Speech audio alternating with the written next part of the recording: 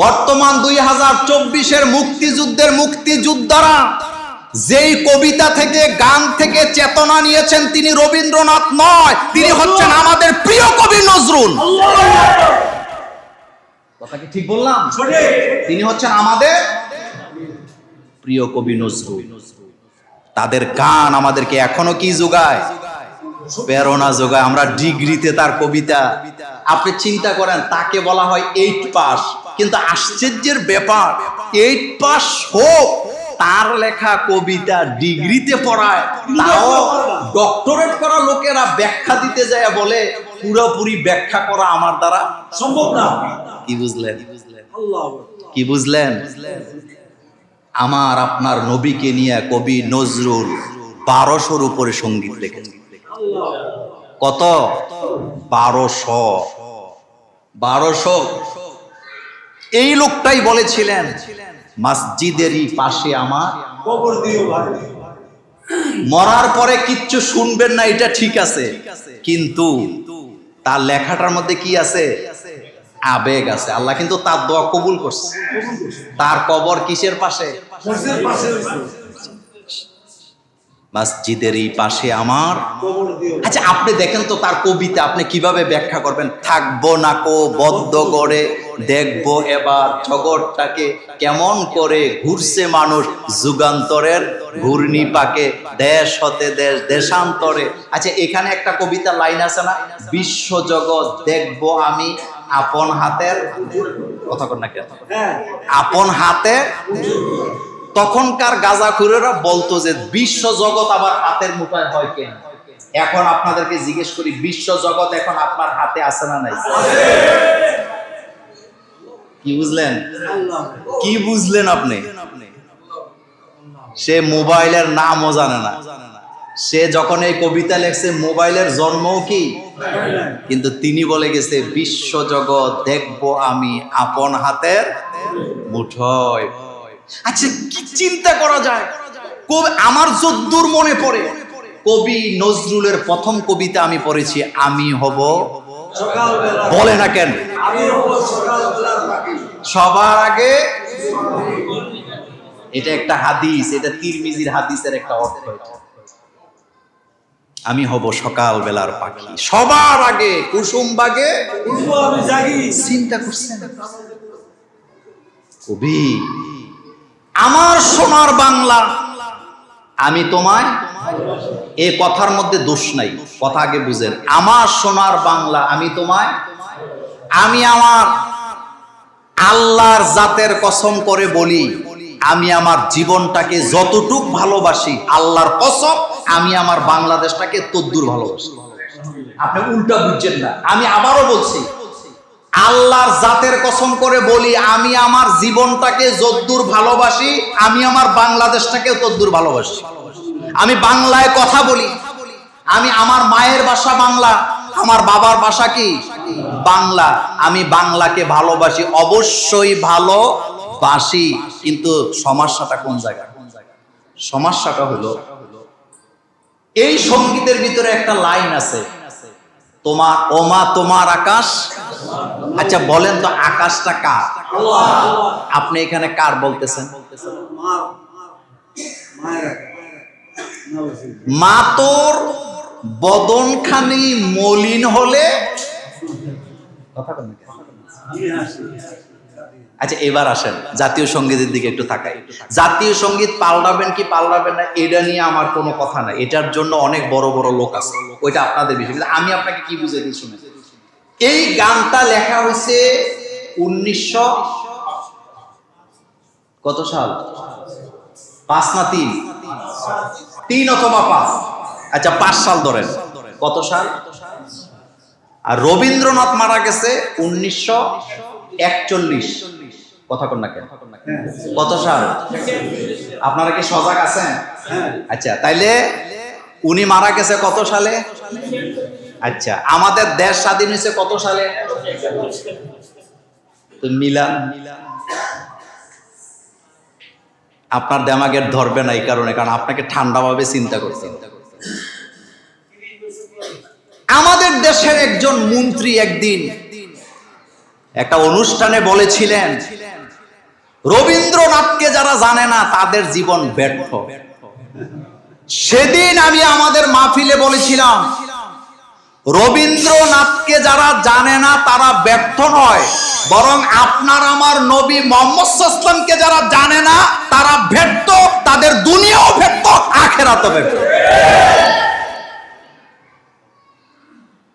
আপনি 1905 সাল বা 3 সালের লেখার একটা গান, তাও আবার আরেকজনের থেকে চুরি করছে।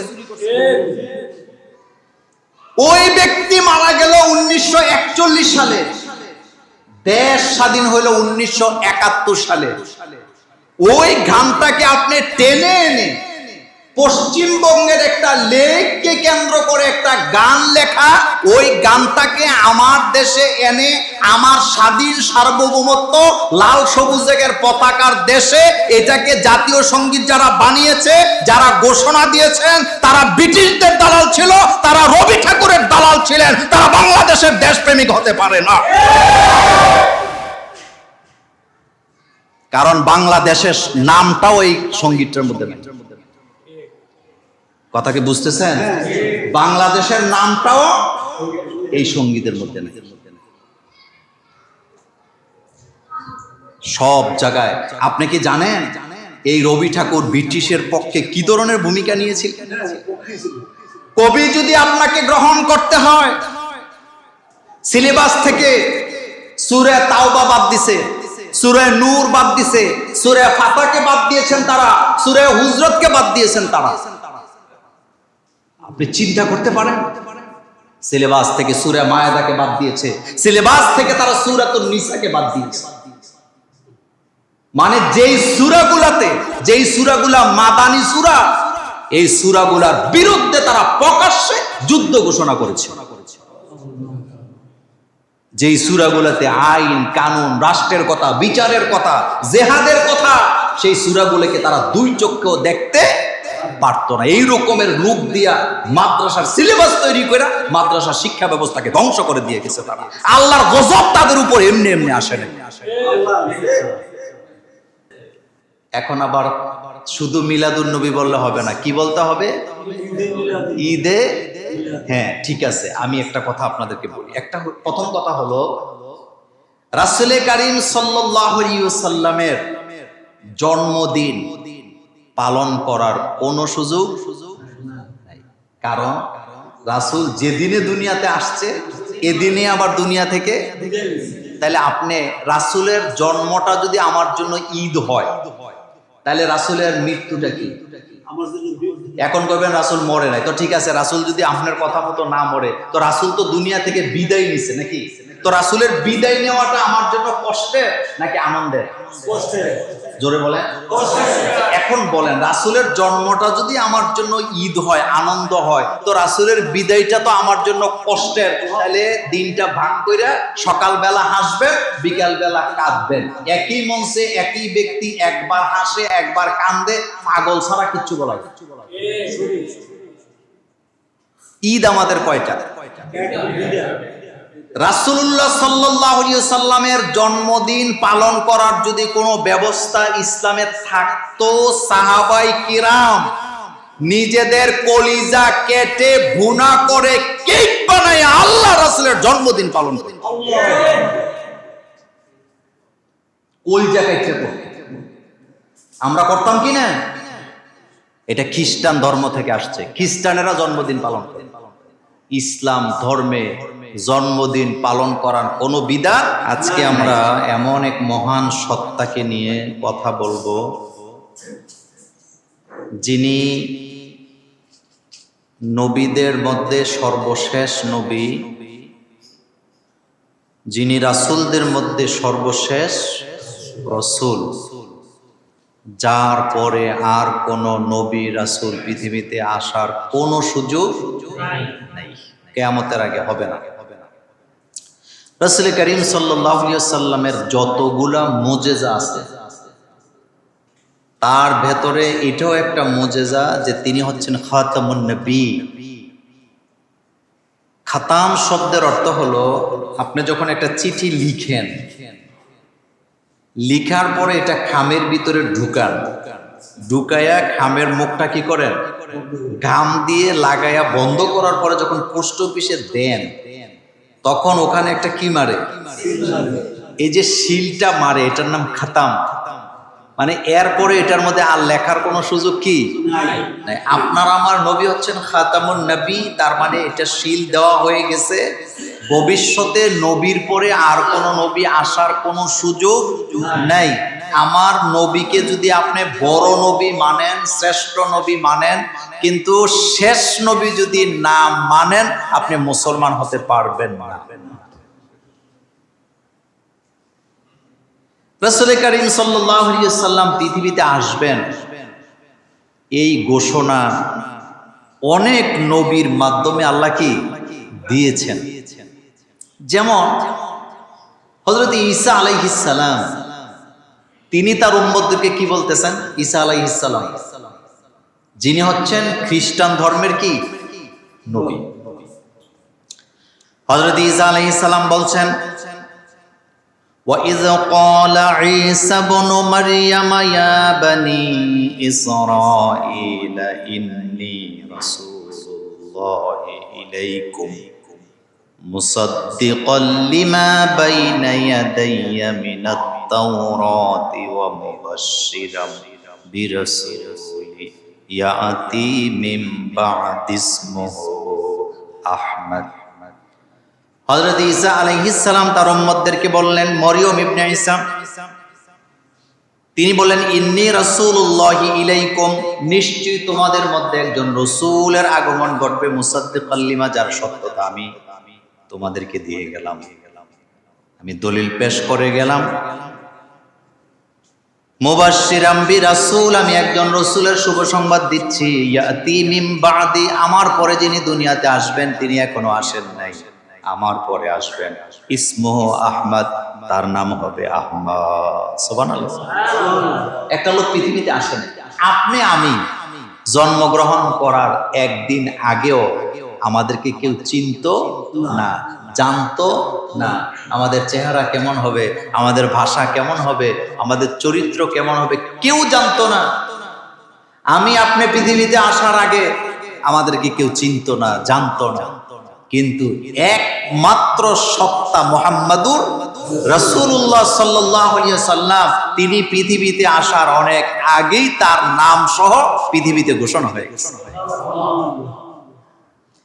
হযরত ঈসা আলাইহিস সালাম বলতেছে, ইসমুহু আহমদ, আমার পরে যিনি আসবেন তার নাম হবে আহমদ।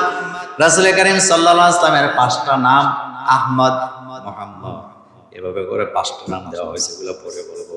এবার তিনি বলতেছেন, ফালাম্মা জাআহুম বিল বাইয়িনাত ক্বালু হাযা সিহরুম মুবিন, কিন্তু নবী যখন দুনিয়াতে আসছে, নবীকে তারা মানতে চায় না, নবীকে তারা জাদুকর বলে ঘোষণা দিয়ে দিয়ে অ্যাভয়েড করে চলে গেছে। এমন হাজার হাজার মানুষ পৃথিবীতে তখন ছিল কি ছিল না। এবার শোনেন, পৃথিবীতে যুগে যুগে ইসলামের বিরোধিতা করছে 3 শ্রেণীর লোকেরা। বলেন কয় শ্রেণী? একটু জোরে বলেন, কয় শ্রেণী? মনোযোগ, কয় শ্রেণী? ইতিহাসে যুগে যুগে 3 শ্রেণীর লোকেরা ইসলামের বিরোধিতা করছে, আল্লাহর আইনের বিরোধিতা করছে। আল্লাহ রাব্বুল আলামিন কোরআনুল কারীমে বলছেন, ইন্না কাসীরাম মিনাল আহবারি ওয়ার রুহবান, 3 শ্রেণীর লোকেরা যুগে যুগে আল্লাহর আইনের বিরোধিতা, আল্লাহর বিধানের বিরোধিতা করেছেন। তার ভিতরে 1 নাম্বার হলো সমকালীন দরবেশ টাইপের লোকগুলা। কি লোক? আস্তে কইছেন, কি লোক? দরবেশ, সাজে আর কি, কিন্তু আসলে ভিতরে কি গন্ডগোল। দরবেশ, বড় হুজুর, লম্বা টুপি, লম্বা দাড়ি, লম্বা পাগড়ির অভাব নাই, কিন্তু বাতিলের পা চাটে, আল্লাহর জমিনে আল্লাহর আইনের কথা বলে না, বরং একজন স্বৈরাচারকে জান্নাতের সার্টিফিকেটও দেয়। এমন দরবেশ আমার বাংলাদেশেও আছেন। 2 নাম্বার, ধনাঢ্য ব্যক্তি, যাদের সম্পদের কোনো অভাব নাই, যোগে যোগে তারা ইসলামের বিরোধিতা করছে। 3 নাম্বার, সমকালীন রাষ্ট্র শক্তি। কি শক্তি? না, সমকালীন কি শক্তি?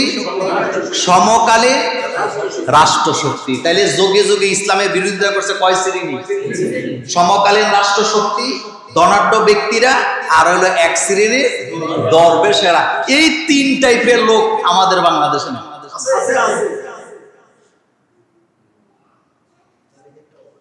আমার কলেজার ভাইয়ারা, এই জন্য আল্লাহ রাব্বুল আলামিন বলছেন ইন্না কাসীরাম মিনাল আহবারি ওয়ার রহবান লা ইয়াকুলুনা আমওয়ালান নাস বিল বাতিল।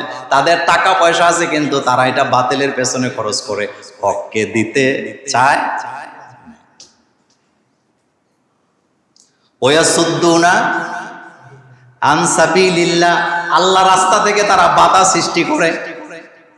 ডক্টরেট করছে, নিজের দাদা হুজুর, দাদা মুহাদ্দিস দাবি করার পরেও মাদ্রাসার সিলেবাসটাকে বেদাত দিয়া, শিরিক দিয়া জনমের মতো শেষ কইরা আলেম যাতে তৈরি করতে না পারে এমন সিলেবাস তৈরি কইরা এখন লুকায়া আছে এমন দাদা হুজুর আছে না? এই কুলাঙ্গার কাফিল উদ্দিন সালেহি,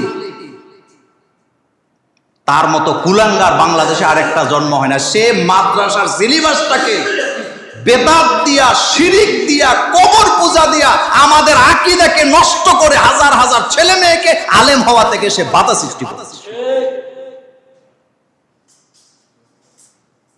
দালাল বেশি দিন কাজে লাগে না, টিকে না। দালালকে কেউ পছন্দ করে না। দালাল আর টিস্যুর মধ্যে কোনো পার্থক্য নাই। টিস্যু যেমন ব্যবহার করে মানুষে ঢিল মেরে ফেলে দেয়, দালালও ব্যবহার করার পরে কি। কিন্তু যারা হক পথে থাকে, বিপদ মুসিবত বারবার আসুক তারা মাথা উঁচু করে দাঁড়ায়। এখন আসেন জানবো রাসূল কারীম সাল্লাল্লাহু আলাইহি সাল্লামকে আল্লাহ পাক দুনিয়াতে কেন পাঠাইলেন, কারণটা কি? আল্লাহ রাব্বুল আলামিন কি বলতেছেন শুনেন, খুব মনোযোগ। কেন আল্লাহ রাসূলকে পাঠাইলেন?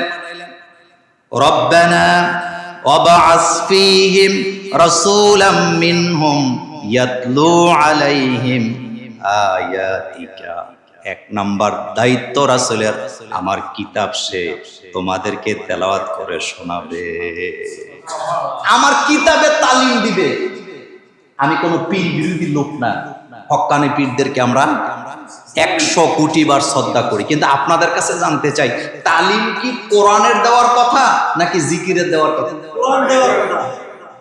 কোরআন হাদিসের কোথাও আপনি জিকিরের তালিমের কথা পাবেন না। কিন্তু আল্লাহ নবীকে পাঠাবার আগেই বলতেছেন আমি রাসূল দুনিয়াতে পাঠাইছি আমার কোরআনের তালিম দেওয়ার জন্য। এরপর আল্লাহ পাক বলছেন ওই আল্লিমুহুমুল কিতাব, আমার কিতাব শিক্ষা দেওয়ার জন্য। প্রথমে বললেন তালিম দেওয়ার জন্য, এরপর আল্লাহ পাক বললেন আমার কিতাব শিক্ষা দেওয়ার জন্য।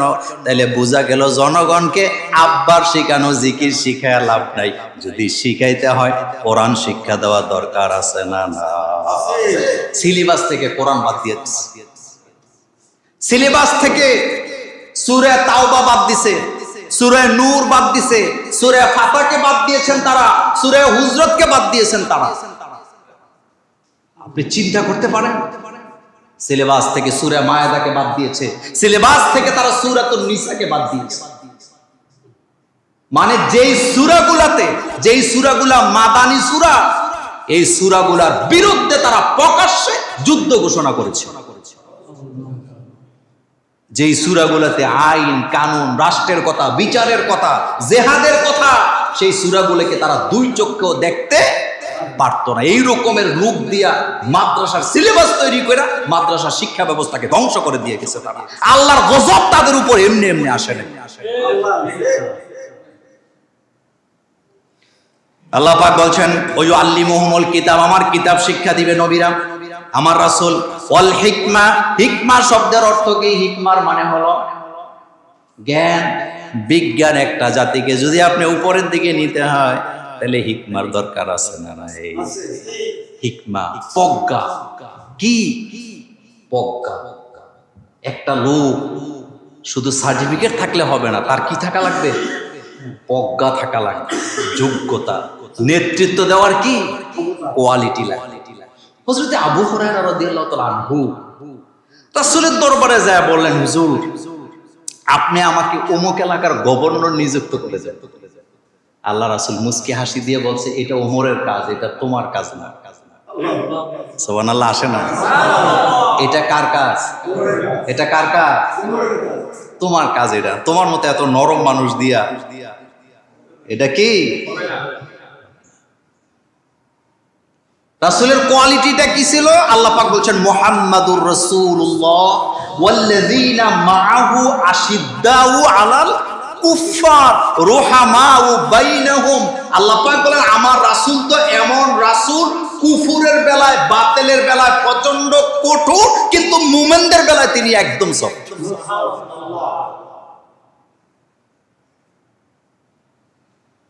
তাহলে আল্লাহ পাক বলছেন ওয়াল হিকমা, আমি নবীদেরকে রাসূলদেরকে হিকমা শিক্ষা দিয়েছি। ওয়ায়ুযাক্কিহিম, আর আমি তাদেরকে শুভ সংবাদদাতা হিকমা শিক্ষা দিলাম, তাদেরকে পবিত্র করলাম। পবিত্র করার মানে হলো কোন দোষ, কোন আত্মীয়করণ, বংশীয়করণ, দলীয়করণ কোনোদিন তাদেরকে স্পর্শ করতে পারে নাই। নেতা হোক, পীর হোক, যেই হোক, নিজের দলের দিকে, বংশের দিকে টানে কিনা, কিন্তু নবীরা এটা করেনি। তাদেরকে কন্ট্রোল করেছেন কে? আল্লাহ পাক। তাহলে আল্লাহ পাক বলছেন আমি তো নবী পাঠাইছি, কিতাব তেলাওয়াত করে তোমাদেরকে শোনাবে, আমার কিতাব তোমাদেরকে শিক্ষা দিবে, অল হিকমা তোমাদেরকে জ্ঞান বিজ্ঞান শিক্ষা দিবে। এর আপনি জানেন পৃথিবীতে, ওই ওয়াজ আজকে করবো না, কিন্তু আপনি যদি পৃথিবীর ইতিহাস পড়েন, আচ্ছা বলেন তো আধুনিক চিকিৎসা বিজ্ঞানে মুসলমানদের অবদান কয় নম্বরে? কোন সন্দেহ আছে? জীববিজ্ঞান বলেন, এটার আবিষ্কারক যেমন একজন মুসলমান। পৃথিবীর শিক্ষা ব্যবস্থাকে আধুনিক রূপ দেওয়ার জন্য মুসলমানদের বিকল্প কিচ্ছু নেই, মুসলমানেরা এটা দিয়েছে। কারা দিয়েছেন? তাহলে আল্লাহ পাক বলছেন আমি নবী পাঠাইছি কিতাবের তেলাওয়াত, অর্থাৎ কিতাবের তালিম দেওয়ার জন্য। সুতরাং বাপের জিকির তালিম দিয়া কোনো কি নাই, লাভ। এটাই চলে, এটাই কি চলে। আমার কলেজার বাইরের পর আল্লাহ পাক বলছেন হুয়াল্লাযী আরসালা রাসূলাহু বিল হুদা ওয়া দীনিল হক লিইয়ুযহিরাহু আলাদ দীনি কুল্লি। লিইয়ুযহিরাহু আলাদ দীনি কুল্লির অর্থ হলো এই পৃথিবীতে যত মতভেদ আছে, যত আদর্শ আছে, সমস্ত মতভেদের উপরে আমার নবীকে আমি দুনিয়াতে পাঠাইছি, যাতে করে আমি আল্লাহ, আমার আল্লাহর দিনকে যেন তারা বিজয়, নবী যেন বিজয় করে দিতে পারে। সমাজতন্ত্র, কুতন্ত্র, কুমন্ত্র, যত তন্ত্র মন্ত্র আছে, সমস্ত তন্ত্র মন্ত্রের উপরে আমার দিন যেন বিজয়ী হয়, এই উদ্দেশ্যে আমি আমার নবী মুহাম্মদ সাল্লাল্লাহু আলাইহি ওয়াসাল্লামকে দুনিয়াতে পাঠাইছি। আল্লাহ দুনিয়াতে পাঠাইছে নবীকে সমস্ত বিধানের উপরে। ওই মাওলানা হাবিব আল ফরিদি ভাই এদিকে সামনে আসেন। আল্লাহ বলতেছেন আমি আমার রাসূলকে দুনিয়াতে পাঠাইছি সমস্ত বিধানের উপরে আমার দিনকে বিজয় করার জন্য। কথা কি বুঝতেছেন? আর আমরা লাগছি ঠেলা ঠেলি, লাগছি কি নিয়ে? ঈদে মিলাদুন নবী নাকি সিরাতুন নবী? ধাক্কা ধাক্কি আছে না নাই? এখন আবার শুধু মিলাদুন নবী বললে হবে না, কি বলতে হবে? ঈদে। হ্যাঁ ঠিক আছে, আমি একটা কথা আপনাদেরকে বলি। একটা প্রথম কথা হলো রাসূল কারীম সাল্লাল্লাহু আলাইহি ওয়াসাল্লামের জন্মদিন পালন করার কোনো সুযোগ নাই, কারণ রাসূল যেদিনে দুনিয়াতে আসছে এদিনে আবার দুনিয়া থেকে। তাহলে আপনি রাসূলের জন্মটা যদি আমার জন্য ঈদ হয়, তাহলে রাসূলের মৃত্যুটা কি? এখন কইবেন রাসূল মরে নাই, তো ঠিক আছে, রাসূল যদি আপনার কথা মতো না মরে, তো রাসূল তো দুনিয়া থেকে বিদায় নিছে নাকি? তো রাসূলের বিদায় নেওয়াটা আমার জন্য কষ্টের নাকি আনন্দের? কষ্টের। জোরে বলেন। এখন বলেন, রাসূলের জন্মটা যদি আমার জন্য ঈদ হয়, আনন্দ হয়, তো রাসূলের বিদায়টা তো আমার জন্য কষ্টের। তাহলে দিনটা ভাগ কইরা সকালবেলা হাসবেন, বিকালবেলা কাঁদবেন। একই মঞ্চে একই ব্যক্তি একবার হাসে একবার কান্দে, পাগল ছাড়া কিচ্ছু বলা যায় না। ঈদ আমাদের কয়টা? রাসূলুল্লাহ সাল্লাল্লাহু আলাইহি সাল্লামের জন্মদিন পালন করার যদি কোনো ব্যবস্থা ইসলামে থাকতো, সাহাবায়ে কিরাম নিজেদের কলিজা কেটে ভুনা করে কেক বানায় আল্লাহ রাসূলের জন্মদিন পালন করত। কলিজা কেটে আমরা করতাম কি না? এটা খ্রিস্টান ধর্ম থেকে আসছে, খ্রিস্টানেরা জন্মদিন পালন করে। ইসলাম ধর্মে জন্মদিন পালন করার কোনো বিধান নাই। এখন রাসূল আসছে পৃথিবীর সমস্ত মতভেদের উপরে ইসলামকে বিজয় করার আন্দোলন নিয়ে, আর আপনি আছেন জিলাপি নিয়ে। তাহলে বুঝা গেছে রাসূলের আদর্শের সাথে আপনার কোনো কি মিল নাই। আবার দেখেন কত বড় জঘন্য অপরাধী কি বলতেছে, কই মিলাদুন নবী কায়েম করো, সিরাতুন নবী লাথি মারো। এরকমের জঘন্য অপরাধী আছে না নাই? আসলে বুঝে না, গাঁজা টাজা খায় তো কথা বুঝে নাই। আপনি বলেন তো, একটু চিন্তা করেন, মিলাদুন নবী তার মানে হলো রাসূলের জন্ম দিবস, সিরাতুন নবী মানে হলো রাসূলের চরিত্র। আচ্ছা আপনি বলেন তো, সিরাতুন নবীকে যদি লাথি মারতে বলে, তাহলে রাসূলের চরিত্রকে লাথি মারতে বললো, এটাই তো। সিরাতুন নবীকে কি মারো? লাথি মারো। আচ্ছা আপনি বলেন তো, রাসূলের চরিত্রকে লাথি মারো এই কথা যে বলে, তা আপনি কি মনে হয় তার আপনার কি তার কি ঈমান আছে? তার কি ঈমান আছে? মিছিল করতেছে, মিছিল আপনি ইউটিউবে এখনো পাবেন এই ধরনের মিছিল। মিছিল করতেছে কি? সিরাতুন নবী, মিলাদুন নবীর ব্যাপারে আমাদের একটা লফজ এটার বিরুদ্ধে নাই। রাসূলের জন্ম এটাই হলো মিলাদুন নবী, কিন্তু এটার লগে আবার আরেকটা শব্দ যোগ করছে, কি? ঈদে মিলাদুন নবী। আমি আপনাকে মহব্বত করে বলি, কিয়ামত পর্যন্ত কোরআন হাদিস ঘাটলে ঈদে মিলাদুন নবী পাবেন না, কিন্তু মিলাদুন নবী শব্দটা পাবেন। এই জায়গায় পেশটা লাগছে। তো রাসূলকে আল্লাহ পাক বলছেন, আমি আপনাকে দুনিয়াতে কেন পাঠাইলাম? ওমা আরসালনাকা ইল্লা মুবাশশিরাও ওয়া নাযীরা। নবী গো, আমি আপনাকে দুনিয়াতে প্রেরণ করেছি কেবলমাত্র আপনি শুভ সংবাদদাতা, সতর্ককারী। তার মানে হলো মুমিনদেরকে আপনি সুসংবাদ দিবেন, আর যারা ঈমান আনে না তাদেরকে সতর্ক করা দরকার আছে না? না, আলেমরা তো সতর্কই করে, কিন্তু কান দেয় কয়জনে? গত 16 বছর বারবার কইছে ইসলামের সাথে লাগেন না, আলেম ওলামারে শত্রু বানাইয়েন না, ইসলাম নিয়ে ব্যবসা কইরেন না, ইসলামকে নিজের মন গড়া বানায়েন না। এটা ইসলামকে ইসলামের গতিতে চলতে দেন। কথা কি শুনছে? কথা কি শুনছে? আচ্ছা শুনে নাই, লসটা কার হইছে? নিজের। বলেন কি হইছে? কথা আস্তে আস্তে বলবো। আমার নবীর মিশন হলো জমিন আল্লাহ, আইনও চলবে কার? আল্লাহ। রাসূল কারীম সাল্লাল্লাহু আলাইহি ওয়াসাল্লামের মিলাদুন নবী যদি আপনি পালন করেন, এটা পারবেন একদিন, কারণ রাসূল ডেইলি জন্ম হয় নাই, রাসূলের জন্ম হইছে কয়দিন? কিন্তু সিরাত এতটাই ব্যাপক শব্দ, একটা মানুষ জন্ম থেকে নিয়ে কবরে যাওয়া পর্যন্ত রাসূলের সিরাতের বাইরে যাওয়ার কোনো সুযোগ নাই। কারণ রাসূলের সিরাতটাই হলো ইসলামের বিধান, রাসূলের সিরাতটাই হলো আমাদের জন্য সুন্নাহ। বলেন আমাদের জন্য কি? সুন্নাহ। এটাই হলো সুন্নাহ।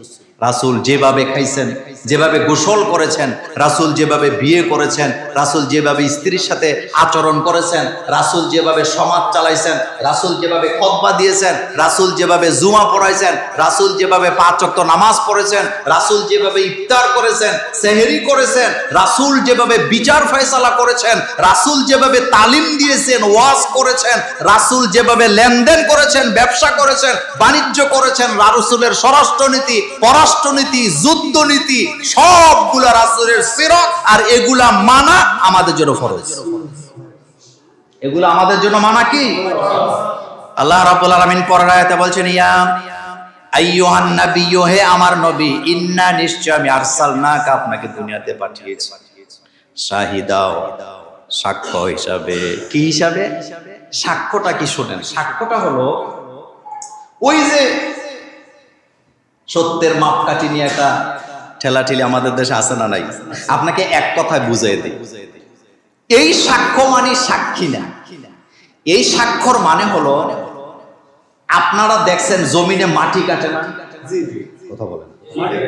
মাটি কাটার সময় মাঝখানে দেখবেন একটা জায়গা কাটে না, এটারে কি কয়? এটা রেখে দেয়। আচ্ছা আপনাদেরকে বলি, একটা পুকুর কাটলো, কাটার পরে মাঝখানে একটা স্তম্ভ দাঁড়ায় আছে, এটা কাটে নাই, এটা কি ধোঁকা দেওয়ার জন্য কাটে নাই, নাকি এটা সাক্ষ্য? এটা সাক্ষী। এটা কি? এটা কিসের সাক্ষী? এই পুকুরে এই তো কতটুকুন মাটি কাটছেন, কতটুকুন মাটি উঠাইছেন, পুরাটা মাপতে হলে এইটার কাম লাগবে। আর সাক্ষী হয় কয়টা? জোরে বলেন। এই একটা দিয়া ডাইনে বামে হাইট কত, চড়ায় কত, লম্বায় কত, পুরা মাটিটা আপনি মাপতে পারবেন কতটুকু মাটি আপনি এখান থেকে কাটছেন। কিয়ামত পর্যন্ত আমার নবী হচ্ছেন সত্যের মাপকাঠি। পৃথিবীর আদর্শ মানুষকে যদি মাপতে হয়, কারো মধ্যে যদি রাসূলের সুন্নাহ পাওয়া যায়, বুঝবেন এটা আদর্শ মানব। এটা হলো। এরপর আল্লাহ পাক বলছেন, অমুবাশশিরা, শুভ সংবাদদাতা, ওয়া নাযীরা, সতর্ককারী, ভয় প্রদর্শনকারী, মানুষকে ভয় দেখাবেন। এই ভয়টা কি? আল্লাহ পাক বলছেন, ফাযুকু ফালান নাযীদাকুম ইল্লা আযাবা। মজা খাও। এই মজাটা কি? মা সন্তানকে দৌড়ানি দিছে কোনো কারণে, সন্তান তো দৌড়ে চলে গেছে দূরে, মায়ের হাতে একটা ব্যাট আছে, মা বলতেছে এখন তো পাই নাই, বাড়িতে আইবি তো, আইলে মজা কম। কি বলতেছে? এটা কি মজা? মানে মা বলতেছে তুমি আসলে পরে আমি সিন্নি রান্না করে রেখে, এরকম বলছে না? মা এখানে কি বুঝাইছে? এখন কথা শোনো নাই, আসতে হবে। সুতরাং আল্লাহ পাক নবীকে বলছে, আপনি হচ্ছেন নাযীরা, পৃথিবীর মানুষকে ভয় দেখাবেন যে তারা এই জিন্দেগি তাদের শেষ নয়, আখিরাত বলতে একটা জীবন কি আছে। ইন্না আরসালনাকা বিল হাক্কি বাশীরা ওয়া নাযীরা। রাসূল যখন মক্কা বিজয় করলেন, মক্কা বিজয়ের পরে আল্লাহ রাসূল কাবা ঘরে যখন আসলেন, এসে দেখলেন মূর্তিগুলা দাঁড়ায় আছে। আল্লাহ রাসূল একটা আয়াতি তেলাওয়াত করতেছিলেন, কুল জাআল হক ওয়া যাহাকাল বাতিল ইন্নাল বাতিলা কানা যাহুকা। এটাই ছিল আল্লাহ রাসূলের সেদিনকার জাতীয় সঙ্গীত। কথা বুঝেন নাই? কুল জাআল হক, এটা মক্কা বিজয়ের জাতীয় সঙ্গীত। আলহামদুলিল্লাহ পড়েন। এটা মক্কা বিজয়ের কুল জাআল হক ওয়া যাহাকাল বাতিল, সত্য এসে গেছে, বাতিলের খানা নাই। আল্লাহ রাসূল এটা বলে বলে বুখারীর হাদিস পড়ে দেখেন, আল্লাহ রাসূল মূর্তিগুলার আল্লাহ সব ভেঙে দিলেন। এটার দ্বারা বোঝা যায় জাতীয় সঙ্গীত হবে আদর্শের সাথে মিল রাখা, জমানার যোগ উপযোগী হবে, 100 বছর আগের জিনিস দিয়া চালায় দেওয়া। এটা বাটপারি ছাড়া, দালালি ছাড়া কিচ্ছু না। আমার সোনার বাংলা, আমি তোমায়, এই কথার মধ্যে দোষ নাই, কথা আগে বুঝেন। আমার সোনার বাংলা, আমি তোমায়, আমি আমার আল্লাহর জাতের কসম করে বলি, আমি আমার জীবনটাকে যতটুক ভালোবাসি, আল্লাহর কসম, আমি আমার বাংলাদেশটাকে তদ্দুর ভালোবাসি। আপনি উল্টা বুঝছেন না। আমি আবারও বলছি, আল্লাহর জাতের কসম করে বলি, আমি আমার জীবনটাকে যদ্দূর ভালোবাসি, আমি আমার বাংলাদেশটাকে তদ্দূর ভালোবাসি। আমি বাংলায় কথা বলি, আমি আমার মায়ের ভাষা বাংলা, আমার বাবার ভাষা কি বাংলা। আমি বাংলাকে ভালোবাসি, অবশ্যই ভালোবাসি। কিন্তু সমস্যাটা কোন জায়গায়? সমস্যাটা হলো এই সঙ্গীতের ভিতরে একটা লাইন আছে, তোমার ওমা তোমার আকাশ। আচ্ছা বলেন তো, আকাশটা কার? আপনি এখানে কার বলতেছেন? মা তোর বদনখানি মলিন হলে কথা বলেন। আচ্ছা এবার আসেন জাতীয় সঙ্গীতের দিকে একটু তাকাই। জাতীয় সঙ্গীত পাল্টাবেন কি পাল্টাবেন না এটা নিয়ে আমার কোনো কথা নাই, এটার জন্য অনেক বড় বড় লোক আছে, ওইটা আপনাদের বিষয়। আমি আপনাকে কি বুঝিয়ে দিই শুনে। এই গানটা লেখা হয়েছে 1900 কত সাল? 5 না 3? 3 অথবা 5। আচ্ছা 5 সাল ধরেন, কত সাল? আর রবীন্দ্রনাথ মারা গেছে 1941। কথা কন না কেন? কত সাল? আপনারা কি সজাগ আছেন? আচ্ছা তাইলে উনি মারা গেছে কত সালে? আচ্ছা আমাদের দেশ স্বাধীন হয়েছে কত সালে? তো মিলান আপনার দেমাগের ধরবে না এই কারণে, কারণ আপনাকে ঠান্ডাভাবে চিন্তা করতে হবে। আমাদের দেশের একজন মন্ত্রী একদিন একটা অনুষ্ঠানে বলেছিলেন, রবীন্দ্রনাথকে যারা জানে না তাদের জীবন ব্যর্থ। সেদিন আমি আমাদের মাহফিলে বলেছিলাম, রবীন্দ্রনাথকে যারা জানে না তারা ব্যর্থ নয়, বরং আপনার আমার নবী মুহাম্মদ সাল্লাল্লাহু আলাইহি ওয়াসাল্লামকে যারা জানে না তারা ব্যর্থ, তাদের দুনিয়াও ব্যর্থ, আখিরাতও ব্যর্থ। আপনি 1905 সাল বা 3 সালের লেখার একটা গান, তাও আবার আরেকজনের থেকে চুরি করছেন। ওই ব্যক্তি মারা গেল 1941 সালে, দেশ স্বাধীন হইল 1971 সালে। ওই গানটাকে আপনি টেনে এনে পশ্চিমবঙ্গের একটা লেককে কেন্দ্র করে একটা গান লেখা, ওই গানটাকে আমার দেশে এনে আমার স্বাধীন সার্বভৌমত্ব লাল সবুজের পতাকার দেশে এটাকে জাতীয় সঙ্গীত যারা বানিয়েছে, যারা ঘোষণা দিয়েছেন, তারা ব্রিটিশদের দালাল ছিল, তারা রবি ঠাকুরের দালাল ছিলেন, তারা বাংলাদেশের দেশপ্রেমিক হতে পারে না। কারণ বাংলাদেশের নামটাও এই সঙ্গীতটার মধ্যে নেই। কথা কি বুঝতেছেন? বাংলাদেশের নামটাও এই সঙ্গীতের মধ্যে নেই। সব জায়গায় আপনি কি জানেন এই রবি ঠাকুর ব্রিটিশের পক্ষে কি ধরনের ভূমিকা নিয়েছিলেন? কবি যদি আপনাকে গ্রহণ করতে হয়, বর্তমান 2024-এর মুক্তিযুদ্ধের মুক্তিযোদ্ধারা যেই কবিতা থেকে গান থেকে চেতনা নিয়েছেন, তিনি রবীন্দ্রনাথ নয়, তিনি হচ্ছেন আমাদের প্রিয় কবি নজরুল। কথা কি ঠিক বললাম? তিনি হচ্ছেন আমাদের প্রিয় কবি নজরুল। তাদের গান আমাদেরকে এখনো কি যোগায়? প্রেরণা যোগায়। আমরা ডিগ্রিতে তার কবিতা, আপনি চিন্তা করেন, তাকে বলা হয় 8 পাস, কিন্তু আশ্চর্যের ব্যাপার 8 পাস হোক, তার লেখা কবিতা ডিগ্রিতে পড়ায়, তাও ডক্টরেট করা লোকেরা ব্যাখ্যা দিতে যায় বলে পুরোপুরি ব্যাখ্যা করা আমার দ্বারা সম্ভব না। কি বুঝলেন? কি বুঝলেন? আমার আপনার নবীকে নিয়ে কবি নজরুল 1200-র উপরে সঙ্গীত লিখেছেন। কত? 1200।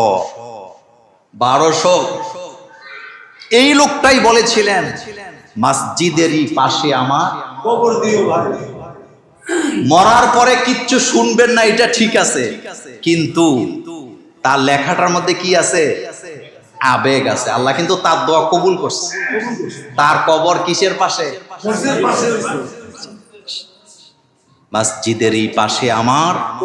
আচ্ছা আপনি দেখেন তো তার কবিতা আপনি কিভাবে ব্যাখ্যা করবেন? থাকবো না কো বদ্ধ করে, দেখবো এবার জগৎটাকে কেমন করে ঘুরছে মানুষ যুগান্তরের ঘূর্ণি পাকে, দেশ হতে দেশ দেশান্তরে। আচ্ছা এখানে একটা কবিতা লাইন আছে না, বিশ্ব জগৎ দেখবো আমি আপন হাতের, কথা কর না কেন, আপন হাতে। তখনকার গাঁজাখুরেরা বলতো যে বিশ্ব জগৎ আবার হাতের মুঠায় হয় কেন? এখন আপনাদেরকে জিজ্ঞেস করি, বিশ্ব জগৎ এখন আপনার হাতে আছে না নাই? কি বুঝলেন? কি বুঝলেন আপনি? সে মোবাইলের নামও জানে না। সে যখন এই কবিতা লেখছে মোবাইলের জন্মও কি, কিন্তু তিনি বলে গেছে বিশ্ব জগৎ দেখবো আমি আপন হাতের মুঠোয়। আচ্ছা কি চিন্তা করা যায়? আমার যদ্দূর মনে পড়ে কবি নজরুলের প্রথম কবিতা আমি পড়েছি, আমি হব, বলে না কেন, সবার আগে। এটা একটা হাদিস, এটা তিরমিজির হাদিসের একটা অর্থ। আমি হব সকাল বেলার পাখি, সবার আগে কুসুম বাগে জাগি। চিন্তা করছেন কবি? যাই হোক আমার কথা লম্বা হয়ে যায়, সুতরাং চিন্তা করার সময় কি চিন্তা করার সময় আসছে। হাওলাইতে জিনিস দিয়ে আর চলতে চাই না, চলতে চাই না, কারণ আমার আছে অসংখ্য কবি, আমার আছে অসংখ্য মেধা, আছে না নাই? আল্লাহ পাক যেন এই জাতিকে কবুল করেন, আমরা বলি আমিন। আমার কলিজার ভাইয়েরা, রাসূল করিম সাল্লাল্লাহু আলাইহি ওয়াসাল্লামের ব্যাপারে আল্লাহ পাক বলছেন ওয়া দাইয়ান ইলাল্লাহি বিইজনিহি ওয়া সিরাজাম মুনির।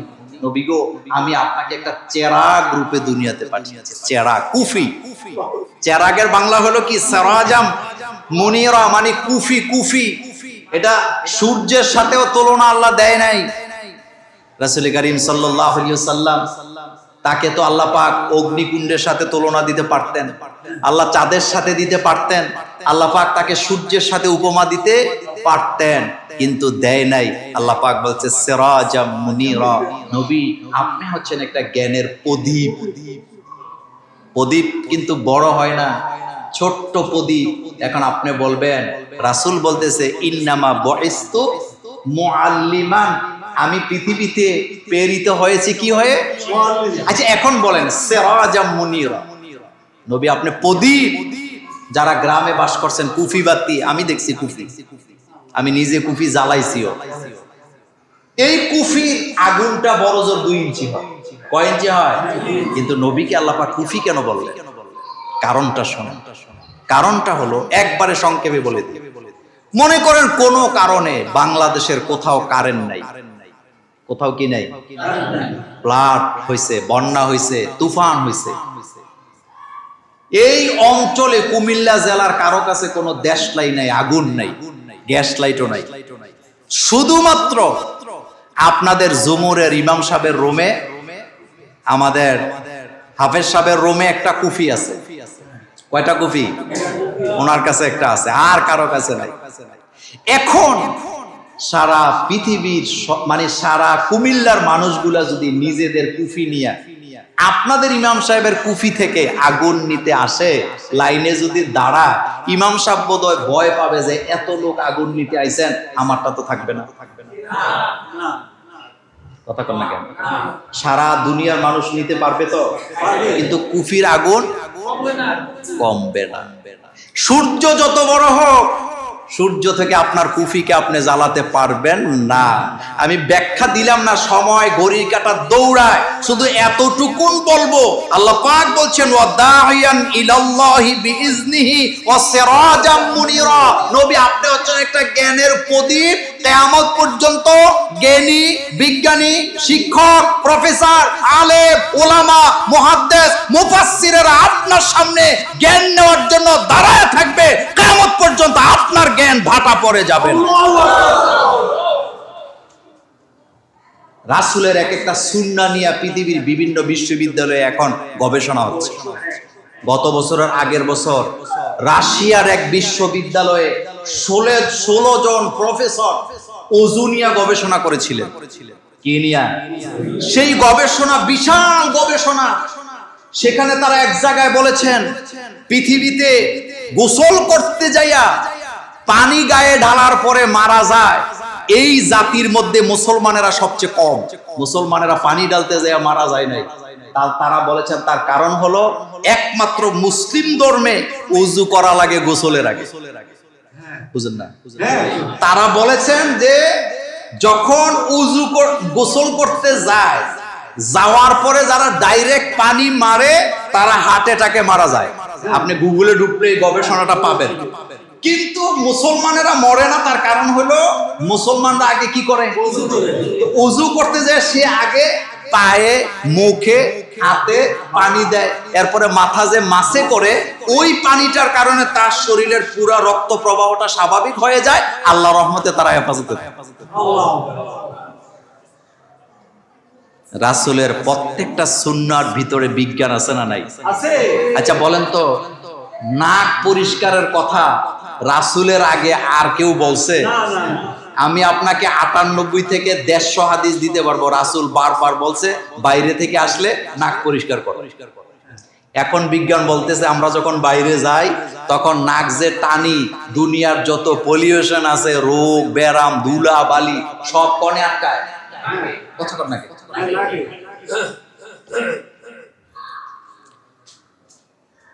আমার ভাইয়েরা, রাসূলের চরিত্র নিয়ে কথা বলবো, একটা কথা বলবো। শেখ সাদী রাহিমাহুল্লাহ বিশ্বকবি, তিনি কাগজ কলম নিয়ে কবিতা লিখতে বসছেন। রাসূল সাল্লাল্লাহু আলাইহি ওয়াসাল্লামকে নিয়ে কবিতা লিখবে। তিনি 2টা লাইন লিখছে। কয়টা লাইন? লেখার পরে তিনি তার ওই কাগজের উপরে কলমটা রেখে বসে আছে। তার স্ত্রী তাকে জিজ্ঞেস করছে, তুমি যে আর লিখছো না, বসে আছো কেন, মনে নাই? তিনি তখন কি চমৎকার করে একটা কথা বলেন। তিনি বললেন, দেখো আমি রাসূলুল্লাহ সাল্লাল্লাহু আলাইহি ওয়াসাল্লামকে নিয়ে কবিতা লিখতে বসলাম। 2 লাইন লেখার পরে আমার চিন্তা হলো, পৃথিবীতে যত কাগজ আছে, পৃথিবীতে যত কলম আছে, সব কাগজ কলম যদি আমি মুহাম্মদ সাল্লাল্লাহু আলাইহি ওয়াসাল্লামের সিরতের উপরে, প্রশংসার উপরে লিখতে যাই, লিখতে লিখতে কলম কাগজ আমার হায়াতও শেষ হবে, মুহাম্মদ সাল্লাল্লাহু আলাইহি ওয়াসাল্লামের প্রশংসা লিখে শেষ করতে পারবো না। তার কারণ হলো আমার নবীর প্রশংসা আল্লাহ নিজে করে। তো যেই নবীর প্রশংসা আল্লাহ নিজে করে, আমি শেখ সাদী তার প্রশংসা করে শেষ করব কিভাবে? রাসূলের আদর্শের কাছে নাই, আসি হলো স্বার্থের কাছে। আমরা স্বার্থের কাছে কি হয়ে যায়? বিক্রি হয়ে যায়। মসজিদ কমিটির গোলাম। কমিটি যে আদর্শ লালন করে, ইমাম সাহেব কি সেই আদর্শ আস্তে কইছেন, যদিও আপনাদেরটা ভিন্ন। আমার কলিজার ভাইয়েরা, এখন আসেন, রাসূল করিম সাল্লাল্লাহু আলাইহি ওয়াসাল্লামের নাম, বংশ, পরিচয় এটা জানা উম্মতের জন্য ফরজ। এটা উম্মতের জন্য কি ফরজ? আচ্ছা বলেন তো, রাসূল সাল্লাল্লাহু আলাইহি ওয়াসাল্লামের নাম কি? মুহাম্মাদুর রাসূলুল্লাহ। শুধু মুহাম্মদ নয়, বলেন মুহাম্মাদুর রাসূলুল্লাহ সাল্লাল্লাহু। রাসূলের নামের সাথে যেন বেয়াদবি না হয়। ইদানিং কিছু শায়েখ বেরিয়েছে, হাদিস বলতে যাইয়া অথবা মিম্বরে বসে উনি রাসূল সাল্লাল্লাহু আলাইহি ওয়াসাল্লামের নামটা রাসূলুল্লাহ বলতে চায় না, কয় মুহাম্মদ ইবনে আব্দুল্লাহ। মুহাম্মদ ইবনে আব্দুল্লাহ রাসূলের নাম, এতে কোনো সন্দেহ নাই। কিন্তু আপনি যখন বয়ান করতেছেন কোরআন হাদিসে, আল্লাহ রাসূলের নাম শুধু মুহাম্মদ ইবনে আব্দুল্লাহ বললে হক আদায় হবে না। আমার নবীর নাম রাসূলুল্লাহ বলতে হবে। হুদায়বিয়া সন্ধি চুক্তিটা পড়বেন বাড়িতে যাইয়া। হুদায়বিয়া সন্ধি চুক্তি যখন লেখা হইল, কুরাইশদের পক্ষ থেকে তারা তাদের পক্ষ থেকে সন্ধি চুক্তি করবে, আর মুসলমানদের পক্ষে এখানে সন্ধি চুক্তিতে সই দিবেন কে? মুহাম্মাদুর রাসূলুল্লাহ। দেখেন এখানে নাম লেখছে মিন মুহাম্মাদুর রাসূলুল্লাহ সাল্লাল্লাহু আলাইহি ওয়াসাল্লাম। কুরাইশের নেতারা আইসা কয়, মুহাম্মদের নামের সামনে রাসূলুল্লাহ কাটো, কারণ আমরা তো মুহাম্মদের রাসূল রাসূলুল্লাহ মানি না, মুহাম্মদ ইবনে আব্দুল্লাহ লেখো। রাসূল সাল্লাল্লাহু আলাইহি ওয়াসাল্লাম চাইলেন যে চুক্তিটা হোক, রাসূল চাইলেন চুক্তিটা হোক। আল্লাহ রাসূল হযরত আলী রাদিয়াল্লাহু আনহু বললেন, আলী রাসূলুল্লাহটা কাটো, মুহাম্মদ ইবনে আব্দুল্লাহ লেখো, তারা যেটা বলছে সেটাই লেখো। হযরত আলী কি কাটছিলেন? হযরত আলী বলেন, ইয়া রাসূলুল্লাহ সাল্লাল্লাহু আলাইহি সাল্লাম, এখানে আমাদের অস্তিত্বের লড়াই, রাসূলুল্লাহ কেটে দিলে আমাদের অস্তিত্ব থাকে না। আপনার আগের হুকুম পরের হুকুম সব মেনে নিলাম, কিন্তু এই হুকুম আমি মানতে পারবো না। এই জন্য যখন রাসূলের নাম নিবেন মুহাম্মাদুর রাসূলুল্লাহ সাল্লাল্লাহু আলাইহি ওয়াসাল্লাম বলতে যেন ভুলে না যায়। তার নাম হচ্ছে মুহাম্মদ সাল্লাল্লাহু আলাইহি ওয়াসাল্লাম, উপনাম হলো আবুল কাসেম। কি আমাদের দেশে আগের দিনের মুরব্বীরা সন্তানের নামে পরিচয় হইতো, অমুকের বাপ অমুকের মা। এখন ফ্যাশন বাইর হইছে, আগের দিনের মুরব্বী মহিলারা তার স্বামীকে ডাক দিত অমুকের বাপ বলে, যেটা হযরতে খাদিজা রাদিয়াল্লাহু তাআলা আনহা রাসূলুল্লাহ সাল্লাল্লাহু আলাইহি ওয়াসাল্লামকে ডাকতেন আবুল কাসেম বলে। আর আমাদের দেশের মহিলারা এখন নাম ধরে ধরে ডাকে। কি ধরে ডাকে? কথা কন না কেন? কথা কন না কেন? আবার ইদানিং কিছু ফতুয়া বাইরেছে, সমস্যা নাই নাম ধরে ডাকলে। স্বামী স্ত্রীদের জন্য কতটা উপরের জিনিস এই আলোচনা বহুবার করছি। রাসূল বললেন আল্লাহ ছাড়া কাউকে সেজদা দেওয়া যায় না। যদি দেওয়া যাইতো একটা জাতি শুধুমাত্র নারীদেরকে বলতাম তারা যেন স্বামীদেরকে সেজদা দিয়ে পড়ে থাকে। নাম ধরে ডাক দেয়, ওমক এদিকে আসো তো।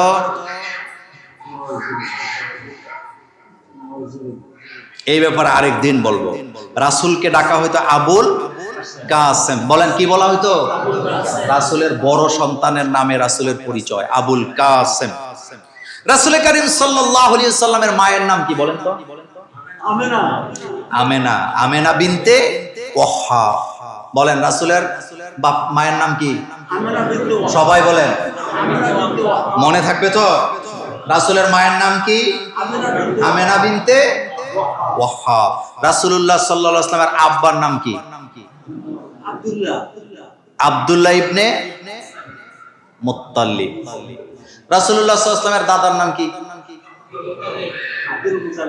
হ্যাঁ, নানার নাম কি? ওই যে একটু আগে বললেন আব্দুল ওয়াহাব। রাসূলুল্লাহ সাল্লাল্লাহু আলাইহি ওয়াসাল্লামের দাদির নাম কি? দেখি একজন, কিন্তু শাহরুখ খানের বউর নাম ঠিকই জানে। এখানেই তো ফেল। রাসূলের সিরতের উপরে আমি কথা বলবো 2-3 জুমা, কিন্তু আজকে একটা অনুরোধ আপনাদেরকে করব। সেই অনুরোধটা হলো অবশ্যই আপনারা রাসূল সাল্লাল্লাহু আলাইহি ওয়াসাল্লামের চরিত্রের উপরে যে বইগুলো আছে পড়বেন। তার ভিতরে একটা আছে আর রাহিকুল মাখতুম। বলেন নাম কি? আর রাহিকুল মাখতুম অবশ্যই পড়বেন, এটা বাংলা। অথবা শামায়েলে তিরমিজি, তিরমিজির একটা কি ব্যাখ্যা, এটা পড়বেন। রাসূলের চরিত্রের ব্যাপারে চমৎকার চমৎকার কথা আছে। সুনানে আবু দাউদ পড়বেন, তিরমিজি পড়বেন। আর রাসূলের চরিত্র জানার জন্য সবচেয়ে গুরুত্বপূর্ণ হলো কি? আর রাহিকুল মাখতুম, এটা পড়বেন।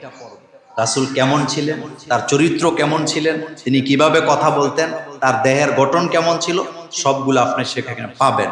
আল্লাহ রাসূল সাল্লাল্লাহু আলাইহি ওয়াসাল্লাম খুব লম্বাও ছিলেন না, আবার খাটো ছিলেন না। রাসূলের চুলগুলা ছিল কোকড়ানো। কি চুল ছিল? এবং রাসূলের চুল ছিল লম্বা। রাসূল 3টা সূরাতে চুল রাখতেন। লম্বা চুল দেখলে আমরা কই বান্দারি চুল। খবরদার, এটা আর বলবেন না, এটা আর বলবেন না। এটা ভান্ডারীদের চুল নয়, এটা মুহাম্মদ সাল্লাল্লাহু আলাইহি ওয়াসাল্লামের সুন্নাহ। কে যে এটা বলছে আল্লাহই জানে। ভান্ডারীদের ভান্ডার সব এখন লুকায় আছে, এতে খুঁজে পাওয়া যায় না। এখন বুঝেন নাই আপনারা অনেকে, এতে এখন গর্তে ঢুকছে। আল্লাহর উপরে আস্থা এবং বিশ্বাস এই কথায় যারা বিশ্বাস করে তাদেরকে নিষিদ্ধ করার মূল হোতা ছিলেন এই হেতে। কোরআনের পাখির বিরুদ্ধে প্রথম মামলাটা সে দিছে। তবে মোছে তেল দিয়া লাভ নাই, বাঁচার কোনো আস্তে আস্তে করছ পাপ, কাইন্দা কাটলেও হবে না, অপেক্ষা কর। কারণ অপরাধীর শাস্তি না পাইলে আরো 100টা অপরাধের কি হয়, কিন্তু আমরা নিজেরা আইন কখনো হাতে তুলে নেই না। আমার কলেজের ভাইরা, আজকে আমাদের এই মসজিদে এমন একজন আলেম উপস্থিত হয়েছে, আমি যার আলোচনা শুনি এবং শিখি। কুমিল্লা শহরের সবচেয়ে গুরুত্বপূর্ণ একটা মসজিদ, সেই মসজিদের খতিব আমাদের প্রিয় মাওলানা হাবিব আল ফরিদি, তিনি এখানে উপস্থিত আছেন। তার সামনে কথা বলতে যাই আমার কেমন কেমন লাগে। আমার বন্ধু মানুষ, আমি ওর আলোচনার ভক্ত। তিনি আপনাদেরকে 5 মিনিট কথা বলেন, 5 মিনিটে একটু সালাম দিবেন। এর আগে আমি 2-1টা প্রশ্নের উত্তর দিয়ে দিই। সম্প্রতি অনেকে বলছে জাতীয় সঙ্গীত শিরিক ভরা, এই বিষয়ে আপনার অভিমত কি? আমিও জানি এটা শিরিকে ভরা। ওমা তোমার আকাশ, তোমার বাতাস, এগুলা কি শিরক? আরো অনেকগুলা শিরিক আছে। পরে এটা পরে দিয়ে, এটা পরে। তাইলে এটার ভিতরে কি আছে? শিরিক আছে। আমিও জানি, আপনিও জানেন। আপনার আবেগ দিয়ে ইসলাম কি চলে না। আপনাকে একটা কথা বলি, একটু আগেও বলছি, আকাশ কার? আল্লাহ। বাতাস কার? আল্লাহ। এটা কি মার? না, অবশ্যই। এবং এটা বাড়িতে যে শব্দে শব্দে পরে দেখবেন অবস্থাটা কি। অনেকে বলে ঈদে মিলাদুন্নবী না মানলে ঈমান থাকে না। রাসূল সাল্লাল্লাহু আলাইহি ওয়াসাল্লামের ঈদ শব্দটা বাদ দিয়া মিলাদুন্নবী না মানলে ঈমান থাকে না। কিন্তু ঈদে মিলাদুন্নবী ঈদ লাগাইয়া বলা, এটা হলো বেদাত, এটা হলো জিলাপি খাওয়ার একটা সূত্র মাত্র। A+B একটা সূত্র আছে না, A+B। সুতরাং এখানে এটা একটা সূত্র। ঈদে মিলাদুন্নবীর সাথে ঈদ লাগাইছে মূলত জিলাপি খাওয়ানোর লেগে, আর অন্য কোনো উদ্দেশ্য নেই। মিলাদুন্নবী না মানলে অবশ্যই ঈমান থাকে না। কারণ রাসূল সাল্লাল্লাহু আলাইহি ওয়াসাল্লামের জন্ম, এটা কি আমাদের জন্য নিয়ামত? অবশ্যই আমরা আনন্দিত, আমরা তো এই অপেক্ষায় ছিলাম। এবং 1000 বার আল্লাহকে সেজদা দিয়ে বলছি, আল্লাহ তুমি যে আমাকে মুহাম্মদ সাল্লাল্লাহু আলাইহি ওয়াসাল্লামের উম্মত বানাইছো, এতে তোমার শুকরিয়া করে শেষ করতে পারবো। কারণ অনেক নবীরা আল্লাহর কাছে দোয়া করছে, আমাকে যদি আল্লাহ শেষ নবীর কি করতেন, এই দোয়া ঈসা আলাইহিস সালামেরটা কবুল হয়েছে কিনা? হয়েছে। সুতরাং ঈদরা হইলো জিলাপি খাওয়ার ফাঁকিবাজি, বাকিটা ঠিক আছে। ডাক্তার শফিকুর রহমান সাহেব সবাইকে ক্ষমা করেছেন। এই বিষয়ে অনেকে মন্তব্য করছে, এই নিয়ে আপনার মতামত। দেখেন, কথা যদি ঠান্ডা মাথায় না শোনেন আপনি বুঝবেন। উনি বলেছেন অপরাধীরা শাস্তি পাবে আইনের মাধ্যমে, আইন হাতে তুলে নেওয়া যাবে না। একজন লোক আপনার অনেক দিন আগে রাজনৈতিক কারণে কষ্ট দিছে, তা আপনি নিজে যে তার মেরে ফেলবেন না? তা আপনি তো তার জায়গায় হইলেন। এক কথায় আপনি মাজলুম ছিলেন, আল্লাহ আপনাকে একটু সুযোগ দিছে, আপনি আবার জালেমের কাতারে যাইয়েন না। আপনার উপরে যারা জুলুম করছে তাদেরকে শাস্তি দিবে কে? আল্লাহ। আর কত আইনে হবে, এই ব্যাখ্যা দেওয়ার দরকার নাই। আমি কোনো রাজনৈতিক নেতা না, কিন্তু একটা কথা বলি, যেই আন্তর্জাতিক ট্রাইব্যুনাল নিজেদের মন গড়া বসে বসে নিজেরা আইন তৈরি করে যুগশ্রেষ্ঠ আলেমদেরকে লটকাইছে, সেই আদালতে এখন তাদের বিরুদ্ধে মামলা হয়েছে এবং নিশ্চিত থাকেন এখানেই তারা লটকায় যাবে। কারণ আমরা 1000 বার মাহফিলে বলছি, যে রশিটা আপনি লাগাইয়া আলেমদের গলায় লাগাচ্ছেন, আপনি অপেক্ষায় থাকেন আবার এই রশি আপনার গলায় ঝুলে যায়। আবু জহিল্লা খুব ভালো মানুষ, সে ঘরের সামনে একটা গর্ত করছে। কি করছে? গর্তের উপরে ঢাকনা দিছে, দিয়া মাটি দিছে, দিয়া রাসূল সাল্লাল্লাহু আলাইহি ওয়াসাল্লামের দাওয়াত দিছে। তার চিন্তা হইল, মুহাম্মদ সাল্লাল্লাহু আলাইহি ওয়াসাল্লাম যদি আসে এটার ভিতরে পড়বে, গর্ত কোনো ছোট কারো না, শেষ। রাসূল সাল্লাল্লাহু আলাইহি ওয়াসাল্লাম আসতেছে আসতেছে আসতেছে, গর্তের কাছাকাছি আসতেছে। রাসূলকে স্টপ করা হয়েছে, আপনি সামনের দিকে আর। রাসূল চলে যাচ্ছে, এখন যেতে গর্ত করছে হেতের আর মনে নেই, সে ভাবছে মোহাম্মদ তো চলে যায়, তারা তো ধরার দরকার, দৌড় দিছে, হুশ আছে নি, এখন কই। বাংলাদেশে একটা প্রবাদ বাক্য আছে, ঘরের পিছে করছে গাতা পইরা মর্ত ভাই। গ্রামের প্রবাদ তো, শুদ্ধ বাংলা খুঁজছেন না। ঘরের পিছে করছে গাতা পইরা মরতে ভাই, সেই গর্তে পইরা মরছে নিজের দোয়া গাই। বুঝেন নাই কথা? গর্তটা করছিল কার জন্য? মনে করছে বাইটা মরে গেলে জমি জমা সব আমার, কিন্তু পরের দিন সকালে যায় দেখেন নিজের। এগুলি কইরেন না, ভালো না। তো যাই হোক, একটা প্রশ্ন আসছে, শেষ কথা, চেয়ারে বসে নামাজ পড়া হাদিসে আছে কি? রাসূল সাল্লাল্লাহু আলাইহি ওয়াসাল্লাম এর যুগে কি চেয়ারে বসে নামাজ পড়ছে?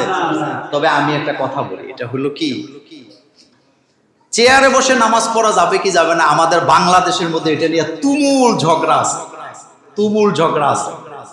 একদল বলছে নামাজ হবেই না, আরেক দল বলছে মাজুর যদি হয়, রুকু সেজদা যদি না দিতে পারে তো লোকটা করবেটা কি?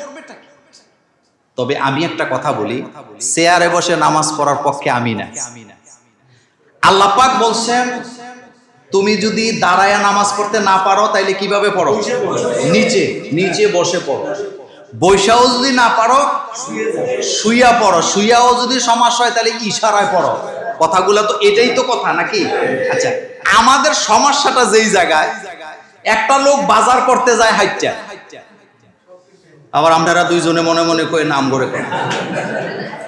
একটা লোক বাজারে যায়, কথা কয় না, হাঁটতে হাঁটতে বাজার কইরা 10-20 কেজি দুই হাতে লই আয়া পরে দিব্যি বিয়ার বাড়িতে দাওয়াত খেতে যায়, হাঁটতে হাঁটতে বাজার করে হাইট্টা, 5 তলার উপরে বাসা, সিঁড়ি দিয়ে উড়ে হাইট্টা, নামে হাইট্টা, 3 তলায় দোতলায় বারাটিয়া তাই 14 বার যায় ভাড়াও আনে, সব ঠিক আছে, কিন্তু মসজিদে গেলে সমস্যা।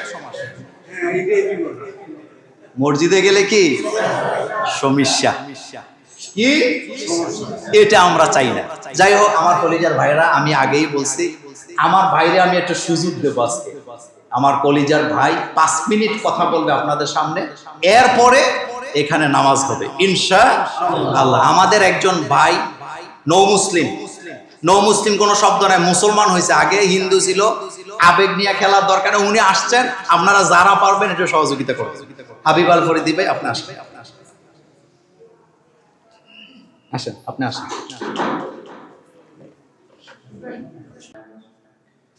من يهده الله فلا مضل له ومن يضلل فلا هادي له ونشهد أن لا إله إلا الله وحده لا شريك له ونشهد أن سيدنا وحبيبنا ومولانا محمدا عبده ورسوله الذي أرسله بالحق بشيرا ونذيرا وداعيا إلى الله بإذنه وسراجا منيرا فقد قال الله تعالى في كلامه المجيد أعوذ بالله من الشيطان الرجيم بسم الله الرحمن الرحيم إن الله وملائكته يصلون على النبي يا أيها الذين آمنوا صلوا عليه وسلموا تسليما اللهم صل على محمد وعلى آل محمد كما صليت على إبراهيم وعلى آل إبراهيم إنك حميد مجيد اللهم بارك على محمد وعلى آل محمد كما باركت على إبراهيم وعلى آل إبراهيم إنك حميد مجيد সকল প্রশংসা সে আল্লাহ পাকের, যিনি বিশাল আকাশের মালিক, যিনি বিস্তৃত জমিনের মালিক, যিনি আমাদেরকে শেষ নবী করে দুনিয়াতে পাঠিয়েছেন, যিনি আমাদেরকে শেষ নবীর উম্মত করে দুনিয়াতে পাঠিয়েছেন, জনাবে মুহাম্মদ রাসূলুল্লাহ সাল্লাল্লাহু আলাইহি ওয়াসাল্লাম। তিনি আমাদের জীবনের চেয়ে অনেক বেশি প্রিয় ব্যক্তিত্ব। সেই নবীর উম্মত করে আমাদেরকে যিনি কবুল করেছেন, আমরা সেই মহান স্রষ্টার দরবারে সকলে পড়ছি আলহামদুলিল্লাহ। লাখো কোটি দুরুদ ও সালাম বিশ্বের মানবতার মুক্তির দূত সৈয়দুল মুরসালিন খাতামুন নবিয়্যিন আশরাফুল আম্বিয়া সাইয়্যিদানা জনাবে মুহাম্মদুর রাসূলুল্লাহ সাল্লাল্লাহু আলাইহি ওয়াসাল্লামের উপর